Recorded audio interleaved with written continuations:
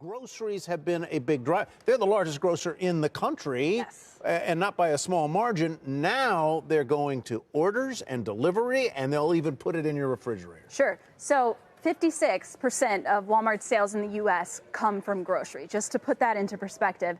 And just like you said, they've been scaling up their infrastructure on the back end for years now, and they've got to a point where you can pick up groceries from 3,100 Walmart stores in the U.S. Walmart will deliver your online grocery order from 1,400 stores. Then just earlier this month, they launched an unlimited grocery delivery option where you pay $98 a year, which is a little bit less than an Amazon Prime subscription, but you can have as many, grocery orders delivered as you want.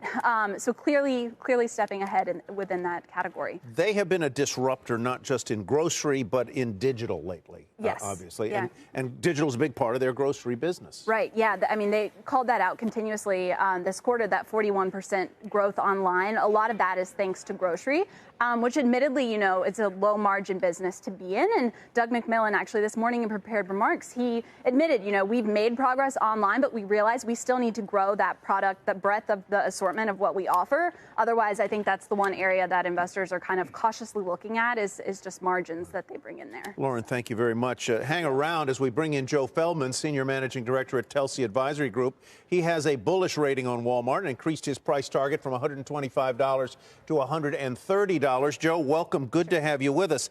As luck would have it, at an event on Tuesday called Evolve in Los Angeles, sponsored by CNBC, we have the CEO, Doug McMillon of Walmart. He's our leadoff guest. Becky Quick's going to interview him.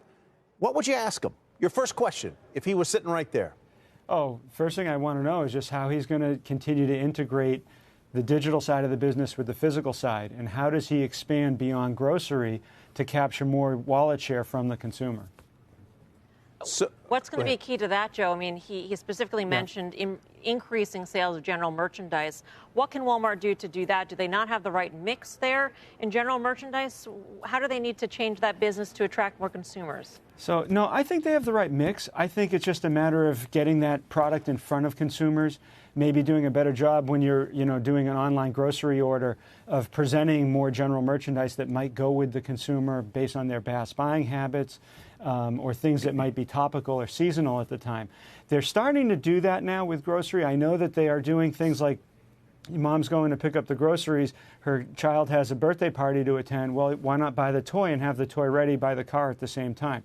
So things like that where they can kind of bring that together even more and drive more sales of that general merchandise. Go ahead. I was just going to ask you, Joe, if you went back and dialed back the clock 6 years ago, it's very risky to bet against the biggest guy in the room if you're in a fight here. But would you have guessed that Walmart would have made the kind of transformation, the kind of evolution that it has from where it was 6 years ago to where it is today?